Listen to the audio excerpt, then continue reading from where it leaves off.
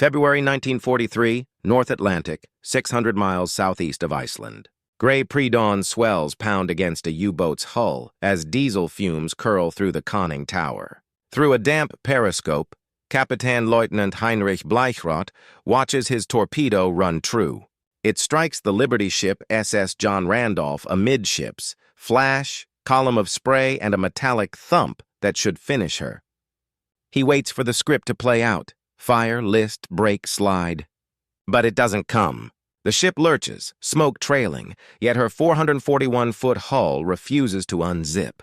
Plates bulge, seams hold, and her bow rises stubbornly through the black water. Bleichrodt logs the hit with annoyance, noting unusual resistance, and turns for another pass. Surprised, the sea has not claimed its prize. What he cannot see beneath the paint are joints fused by welds rather than rivets, heat lines acting like lock stitches under strain, a pattern taught quietly to yard crews by a civilian whose insight redirected lethal fractures. Built in weeks by men and women on 12-hour shifts, these 10,000-ton cargo workhorses, 11-knot convoy speed, were learning to survive the Atlantic. The Randolph limps east as escorts converge, wounded but alive, while the U-boat slips beneath the swell, denied. To understand how steel could bend without breaking, we must leave the gale and return to the yards, back to the welder who changed how ships hold together. January 1942. The Atlantic was a graveyard. Admiral Dönitz's U-boats hunted convoys like wolves, sending 1 million tons of shipping to the bottom each month. Britain's shelves emptied. Coal was rationed. Hunger crept inland. The war balanced not on battlefields, but on merchant tonnage. When the United States entered the conflict, Washington realized destroyers alone could not win.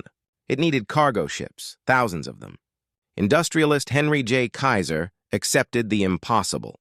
Build an entire navy of merchants faster than the enemy could sink them. They called them Liberty ships.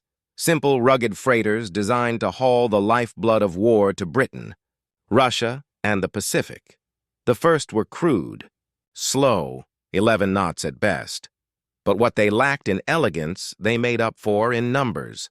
In 1942, shipyards from Maine to California erupted with sparks, welding hulls day and night. By war's end, 2,710 Liberty ships would launch, modular, standardized, some built in as little as 45 days. But speed came with a dangerous cost. Riveted joints, beautiful in peacetime, failed under explosive shock and sub-zero contraction.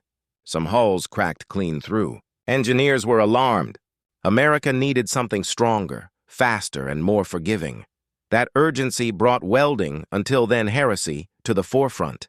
Riveters, long the kings of the yards, were replaced by electric arcs hotter than the surface of the sun. Welds were lighter, faster, and continuous. Yet under Arctic cold, these continuous seams formed brittle, catastrophic fractures. At the Bethlehem Fairfield Yard in Maryland, one foreman refused to accept this. Charles Dutch Pfeifer, a stocky welder with grease-stained overalls and an engineer's curiosity, stayed late to experiment. Continuous seams failed like tearing cloth, so he introduced tiny breaks, skip gaps, to let steel flex. Under explosive tests in late 1942, Pfeiffer's welds groaned, warped, but held. Word spread quietly, welder to welder, until it became doctrine. March 1943, the North Atlantic roared. Convoy HX-230 pushed east. Among its merchantmen was the SS Benjamin Harrison, fresh from Baltimore, seams still silver from new welds. Beneath her, a German-type 7th C stalked. At 0147, Kapitänleutnant Erich Topp fired a G7E electric torpedo. The blast ripped open a 20-foot gash. Lights flickered. Bulkheads groaned. The captain prepared lifeboats. But the list stabilized at 8 degrees and held. Down in the darkness, a second officer found something astonishing. The fracture stopped exactly at a welded joint. The seam flexed like a hinge. Pumps roared. Storms eased. 2 days later, she reached Reykjavik. Naval engineers wrote, "Weld flexion contained rupture. Buoyancy maintained." German intelligence intercepted the message and drew a wild conclusion. American hulls were coated in elastic material. Doubt crept into the wolf packs. By April 1943, reports piled on Admiral Donitz's desk. 7 Liberty ships struck by confirmed torpedoes had survived or stayed afloat for hours. Captains muttered of cargo ships that burn but do not drown. Technical officers blamed secret metallurgy. Divers recovered fragments showing heat distortion and assumed exotic alloying. In truth, it was welding, but misunderstanding hardened into dogma. U-boat captains now called them die unsinkbaren, the unsinkables. Meanwhile, summer 1943 in Richmond, California, welders, men in soot-black helmets and women in denim overalls, worked shoulder to shoulder under showers of sparks. Kaiser's shipyards became a symphony of cranes and arcs. In November 1942, the SS Robert E. Peary stunned the world, built, launched, and ready in 4 days, 15 hours, 29 minutes. Invisible within her hull were flexible seams inspired by Pfeifer. Mid-1943, fracture rates dropped by 72%. Repairs quickened. America was outbuilding the submarines faster than Germany could sink them. July 1943, Mediterranean heat shimmered as over 300 Liberty ships advanced toward Sicily. Luftwaffe bombers dove, but welded seams flexed under concussion. One, the SS Jeremiah O'Brien, took strafing and near misses, yet never faltered. A year later, their silhouettes crowded the Normandy horizon.